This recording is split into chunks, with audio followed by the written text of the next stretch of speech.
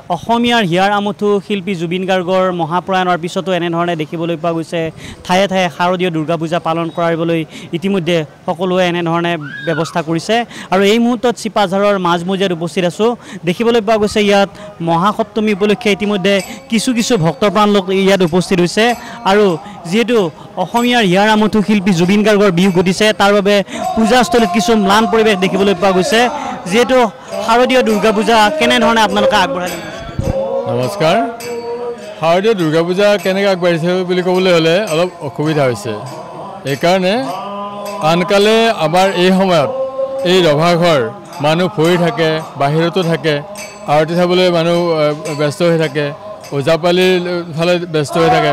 এতিয়া দেখিছে আপোনালোকে তেনে হেৰেঙা আৰু এইটোৰ প্ৰধান প্ৰভাৱটো হ'ল একমাত্ৰ প্ৰভাৱটো হ'ল আমাৰ জনপ্ৰিয় কণ্ঠশিল্পী জুবিন গাৰ্গৰ দেহাৱসানটো আৰু সেইকাৰণে আমি তাৰ লগত মিলাই সাংস্কৃতিক কাৰ্যসূচীবিলাক বাতিল কৰিছোঁ।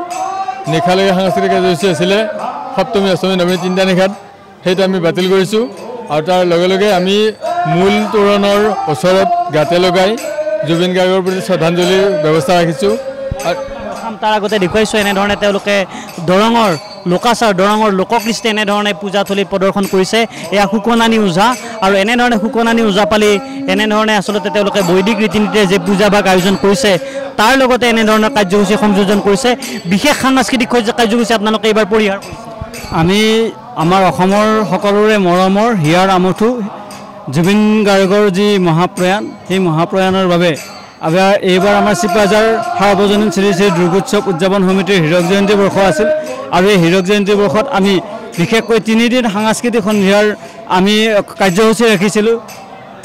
আমন্ত্ৰিত শিল্পীক আমি আমন্ত্ৰণ জনাইছিলোঁ, কিন্তু আমাৰ যিগৰাকী মৰমৰ শিল্পীৰ যি দেহাৱসান, সেই দেহাৱসানৰ কাৰণে আমাৰ এই বিশেষ সাংস্কৃতিক কাৰ্যসূচী বাতিল কৰা হৈছে।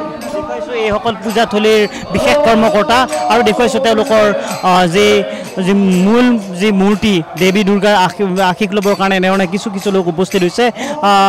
অইনবাৰৰ তুলনাত কিন্তু এইবাৰ মানুহৰ উপস্থিতি অতি সেৰেঙা হৈছে প্ৰয়াত শিল্পী জুবিন গাৰ্গৰ বাবে। ইতিমধ্যে আমাৰ উপযুক্ত ব্যক্তিসকলে কৈছে, যিহেতু আমাৰ এগৰাকী অসমৰ জনপ্ৰিয় সকলোৰে মৰমৰ জুবিন গাৰ্গদেৱৰ যি অকাল বিয়োগ, এই বিয়োগৰ যিটো শোকৰ চাহ, এই শোকৰ চাহটো আজিও এই পৰিৱেশটো হৈ আছে। গতিকে এইটোৰ কাৰণে আমাৰ যি কাৰ্যসূচীসমূহ কিছু আমি সালসলনি কৰিব লগা হৈছে। আমি আধ্যাত্মিক যিখিনি কাৰ্যসূচী, এই কাৰ্যসূচীখিনি ইতিমধ্যে পৰিচালিত হৈ আছে। আমাৰ যিখিনি আনন্দ বা যিটো উৎসৱ, সেই উৎসৱৰ পৰিৱেশটো আমাৰ ম্লান হৈ গৈছে। গতিকে আমাৰ ৰাইজৰ যিটো আশা আছিল এই বছৰ হীৰক জয়ন্তীৰ, এই জয়ন্তীটি সেই আশাৰে আমাৰ উদযাপন কৰাত অলপ অসুবিধা হৈছে। এনেধৰণে তেওঁলোকে যি সুকনানী ওজাপালি এনেধৰণে পৰিৱেশন কৰি থকা দেখিবলৈ পোৱা গৈছে। যিহেতু এয়া চিপাঝাৰৰ মাজমজিয়াৰ শ্ৰী শ্ৰী সাৰ্বজনীন দুৰ্গা পূজাৰ থলী আৰু ইয়াত আচলতে এনেধৰণৰ জনসমাগম পূৰ্বৰ তুলনাত এইবাৰ জনসমাগম যথেষ্ট হ্ৰাস পাইছে। হয়, এইবাৰ নিশ্চয়কৈ আমাৰ অতিকৈ মৰমৰ আমাৰ সকলোৰে হৃদয়ত মানে নিগাজিকে বাস কৰা সেই শিল্পীগৰাকীৰ দেহাৱসানে এইবাৰ যথেষ্টখিনি দুৰ্গা পূজাৰ সকলোখিনি পূজাতেই যথেষ্টখিনি মানে প্ৰভাৱ পেলাইছে। সমগ্ৰ ৰাইজ শোকাকুল হৈ আছে।